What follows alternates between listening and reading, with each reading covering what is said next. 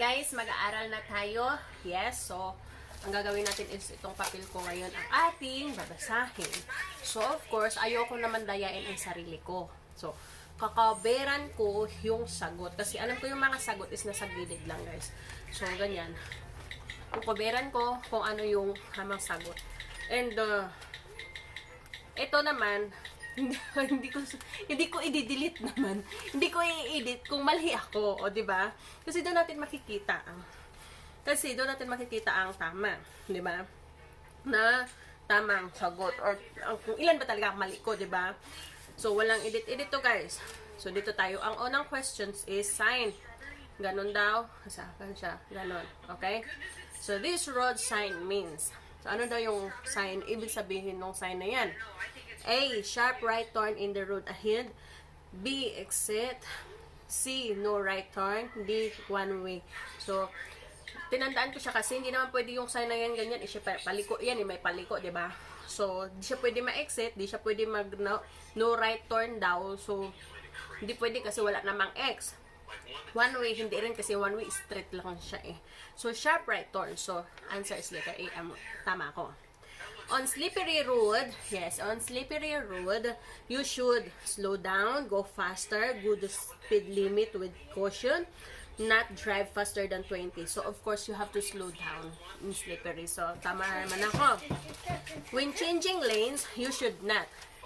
Kung magbabago ka ng linya, so yung pagmamaniho, ang hindi mo pwedeng gawin is when you changing lanes, you should not, hindi pwede gawin.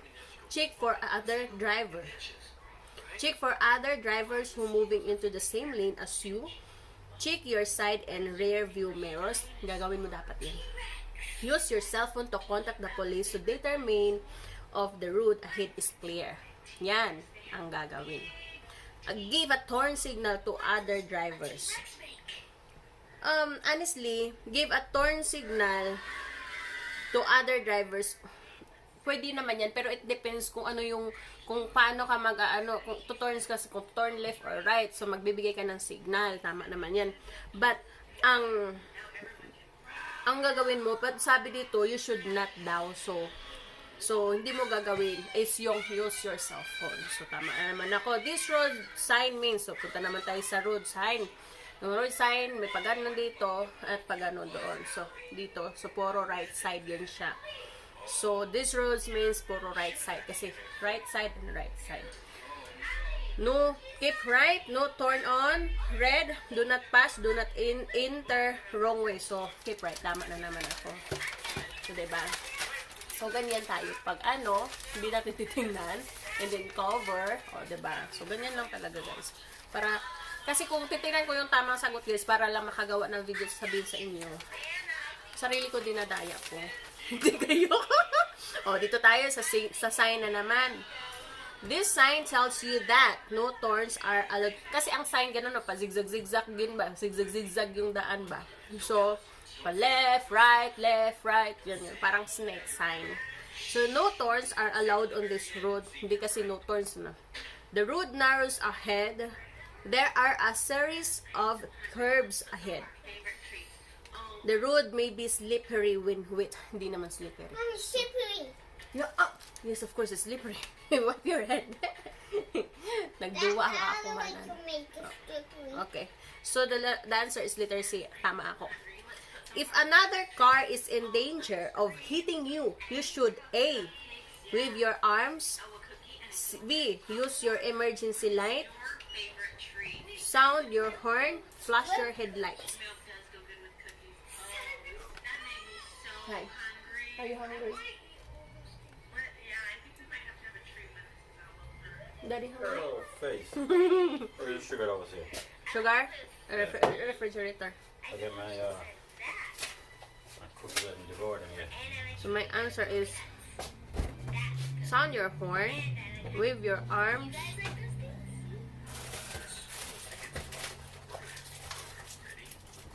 A. Don't do that. Don't do that. Don't dip your hand in there and rub it. What are you doing that for? What's that? You see what she's doing? Dip her hand in there and rub it together. Well, Don't do that. Well, may mali na ako kasi ang sabi ko is sound your horn. So, ang sagot is wave your Ay, ang sabi ko, ang answer ko is wave your arms. So, mali ako. Sound your horn. Pero nasa isip ko na yun. Mali ako. Una na. When in travel lanes on the roadway, don't stop for any reason. Keep moving until you can safely fall off the road. You may stop to let out passengers. You may make a U-turn or back up if you get on the wrong entrance ramp of the freeway. You may stop to look up and undress. Don't stop for any reason. When in travel lanes on the roadway, don't stop for any reason. Keep moving until you can safely fall off the road. Yan ang sagot. Tama. Vehicle stopping distance never depends on. Vehicle stop distance never depends on the time of day, condition and type of vehicle's tires, condition of your vehicle's brakes, your own reaction time. So the answer is the time of day. Yeah. So let's look. Okay. Mali na ako yun sa when a stop is required at an intersection and no markings appear to indicate a stop line or crosswalk, which of the following is the appropriate place to make the stop? Okay? Which of the following is the appropriate place to make the stop? When a stop is required at intersection and no markings appear to indicate a stop line or a crosswalk. A. At the point nearest the intersection roadway where the driver has a view of approaching traffic on the intersection Yes, I'm roadway making a mess. before actually entering the roadway. B. Only at a place where the driver can see at least 200 feet. She want cracker. 200 feet on either side without regard for the intersection roadway. I'll crack our cookie. One cookie. The driver is required to slow down to make sure crossing traffic is clear. The driver is not required to stop. So when a stop is required naman. That's it. So at the point nearest the intersection roadway where the driver has a view of approaching. That's my answer, letter A. Okay, tama. So number 10 na tayo. This signs means, so sign na naman siya. So ang may pag ganon-ganon, dalawang ganon-ganon na may sasakyan, ibig sabihin slippery. So this sign means, this sign, kasi so mga ganyan, so slippery yun. Sharp left curve, then right curve, use caution. Winding road, use caution. Slippery when wet, use caution. So meaning, slippery. So merong sagot doon, slippery. So yun yung sagot. Merging traffic from the right, no. Slippery when wet, use caution. So the answer is C. Tama ko. Sign na naman tayo. Ang sign is pa-straight na arrow gano'n, tapos merong umekse na sa right side. So, right curve, warning ahead. Hindi siya warning. 2-lane traffic ahead. 2-lane daw, traffic ahead. So, merging traffic entering from the right. Slowly, anak.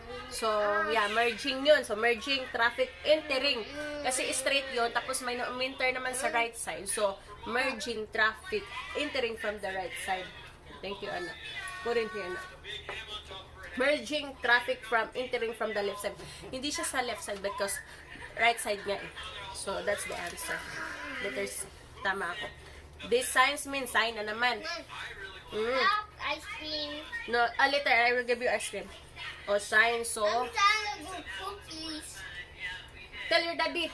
I'm done with the cookies. Okay. So, may dalawang dumaan. Continue na tayo, guys.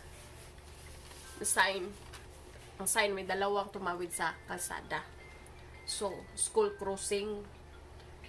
Depende kasi sa sign kung ano yung sign is. So, ang tumawid sa kalsada. Ganyan. Kasi, hindi ko mapakita sa inyo ngayon. Nagbabasa ako. So, school crossing, no motorcycle. May tumawid nga eh. So, no motorcycle, hindi naman pwede yun. No pedestrians crossing. Pedestrians crossing. So, school crossing yun siya. Yeah. So, let's go to number 13 na tayo. So far, isa pa lang mali natin, ha? O, mali naman to. Isagot ko na to, number 5. So, let's go number 13. So, ito ang dito tayo. So, 13 naman. Drinking coffee after drinking alcohol. So, yeah. A. Cancels the effect of the alcohol. Increase blood alcohol content. Decrease blood alcohol content. Has no effect on blood alcohol content. Has no effect. Has no effect. So, walang effect yun, guys. Drinking coffee after drinking alcohol, walang effect. This signs means sign na naman. Ang sign is do not enter. Road closed, construction ahead, 1 lane traffic keep to the right, di pwede. Highway exit only, di pwede. Traffic is prohibited from entering